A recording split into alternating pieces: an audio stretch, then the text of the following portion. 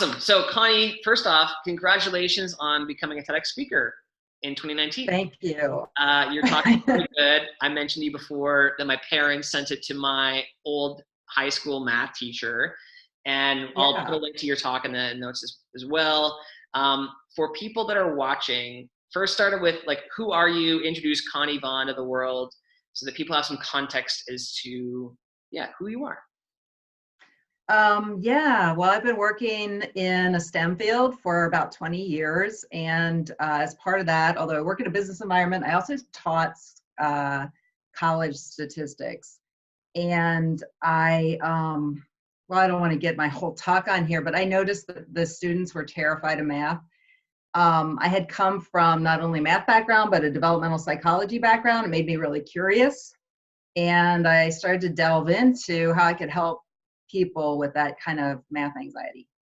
Cool. So what was it that made you decide, okay, I'm a math teacher, I want to do a TEDx talk?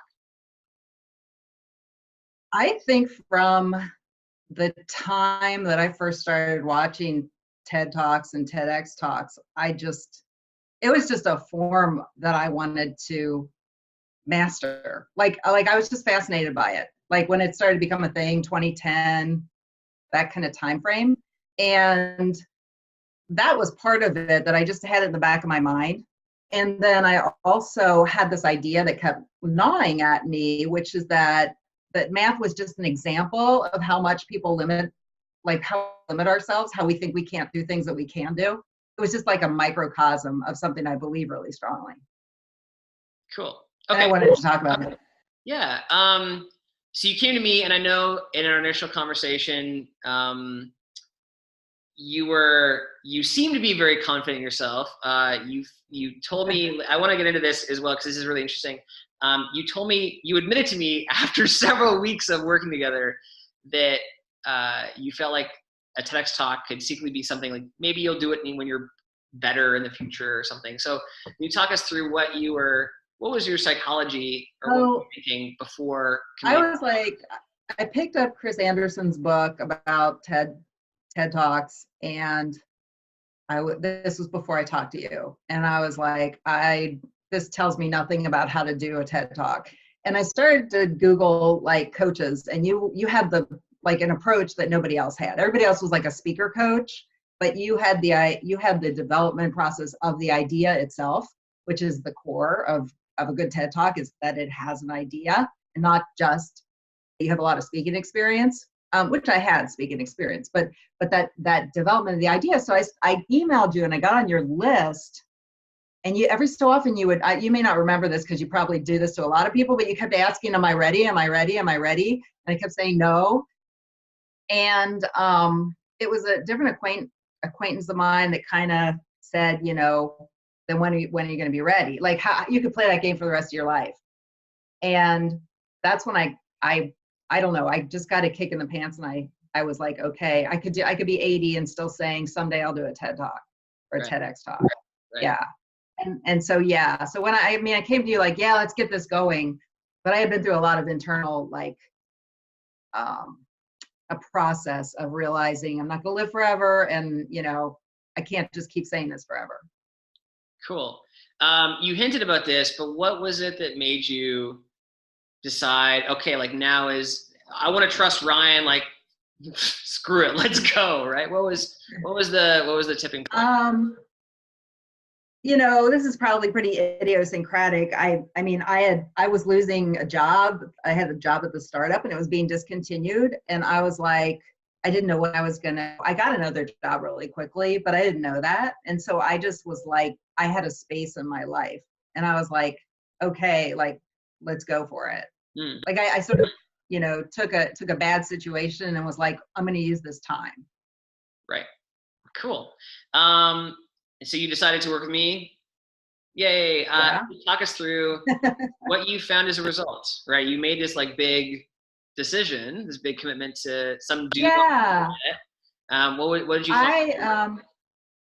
I found that you may have an idea, like I had what turned out to be an idea that people are very interested in, but that doesn't mean you're ready to talk about it. That doesn't mean it's like coherent in your mind. That doesn't mean you know how the objections people are gonna have that you haven't, flushed out yet. All this stuff about developing that idea and already knowing what the audience is thinking and what words to use and what resonates and what doesn't resonate. I wouldn't have had any of that. It would have been a really different talk, and I don't think it would have been anywhere near as impactful. Cool. And you applied for 2 events, right? Cincinnati and Dayton? Yeah, Cincinnati, where they mostly go out and look for speakers like more famous people. Right. And then the next one I applied to, so I got an audition to Cincinnati, but they do open auditions, but they tend to not fill their spots with those people. And then I got an audition at Dayton, and that is more like a community event. So they tend to fill their spots with people from the area. And I got into that one. Right. So like 2 for 1 is pretty good. So, yeah. You mentioned fame, right? So TEDx Cincinnati, you felt like they only select people that are famous. You didn't mention this in your intro, but I think one thing that's interesting about you is like you're not famous at all. Connie, do you have yet? Wait, yeah, for sure. Do you have a Facebook page? I only have a personal page. So right now I have a personal page and a little like a landing page personal website that just has my TEDx talk on it. So I didn't have infrastructure. Right. I didn't have a platform. I didn't have a book. Right. I didn't have a business. Right. The TEDx talk was the first thing, as opposed to like already being down the road. Cool. Okay. Important context. But what you did have is like, number one, your attitude towards doing this was like really solid because you did it. And your topic going in was like really good. So to make it clear to people, like if you come in with no idea or some idea that's like not very, you got nothing. What happened for Connie cannot happen for you. So interesting. The other story you just told me just before we started recording is the story of me lovingly pestering you after our coaching agreement had ended. Can you tell that story for people? Because I think your reaction and also like the whole process is that what happened was really interesting. So go for it. Yeah. So I guess maybe I thought once our 8 weeks was over, like that was it. But you kept emailing me every few weeks and asking me if I had applied. So basically the stopping point was I had an idea and I had an idea of how I would pitch it. And that was the end of the 8 weeks. Yeah. Well, you had your language, right? It was word for word, like copy this in the box. Pretty much. I pretty much had the application by that point. And yet I found it was like it was like the end of December last year. And I got angry. Like I got really angry when I saw that it was like the second time you emailed me. And I was just like, why is he bothering me? What? And then I almost wrote something like, quit bothering me, Ryan. And I had to sit there for like 24 hours and be like, what the hell's wrong with me? Like, I just contracted with you to lead me through this process. And I just had to come face to face with like this resistance, like how hard it is, like how much you're putting on the line, even though we've been through the development process, that I still had to, get my gumption up to risk that rejection and do the application. And yet, I realized, well, I've gotten this far. He's right. I need to apply. And then I got 2 auditions right away. So it was just funny how I had that reaction, like, quit bugging me, Ryan. Mm-hmm. Yep. Mostly lovingly bugging people. Sometimes it was totally appropriate. It's a good thing I didn't answer you in the moment because I was just I would have kept bothering you, right? Because like what the you wouldn't have deterred you. Yeah. You get on the stage and then I get to brag about you like we are right now. Right. I'm interested, in this is not an easy goal. It's a big goal. It's a big goal that's on a lot of people's bucket list. What was in terms of you, Connie, like how do you see yourself now that you are a TEDx speaker? Like what is it internally? What can you do in terms externally? How has that transformed you as a person? it's funny. I was talking around the concept of being a thought leader for a while. I thought I couldn't really use that word or that term, those words. And I feel like I can start to own that now and say, I am a thought leader. I can be a thought leader. I can be a cultural contributor and leader in a way that I didn't feel like I had credibility before.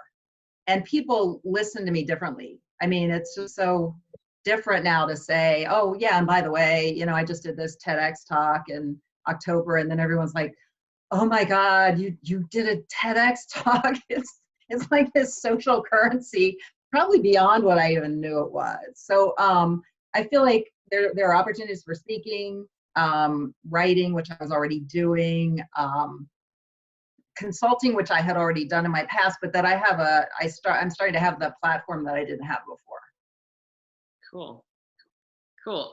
That was really questions I had for you. Is there anything else that you want to leave people with, or say to people that are thinking of they want to do a TEDx talk like you did? They're not, they're not sure if they're ready, or maybe they want to pass it off to next year. They don't know. Like, there's a lot of people that are uncertain for various reasons about themselves, if they can do it, if they're ready, if they can do it now. What would you say to those kind of people that are thinking of doing it, and if they're not sure about working with me, or if I can help them? I would say that I didn't believe I was, quote, ready. And yet when we dug into the process, it was all there. I think it might be hard to do it if you were just trying to wing it on your own, but with Ryan's process, he will bring out of you the best idea that you have, all the supporting points for it, the most entertaining way to present it. And I mean, there's just no, life is short, and there's no point in postponing something indefinitely and then, being 80 years old and realizing you didn't do it. And he's got the tools. So there is just no reason not to do it right now. Cool. Thanks, Connie. And again, I'll leave a link to your talk, Connie's talk, below. Really awesome, especially for people that think they're not very good at math.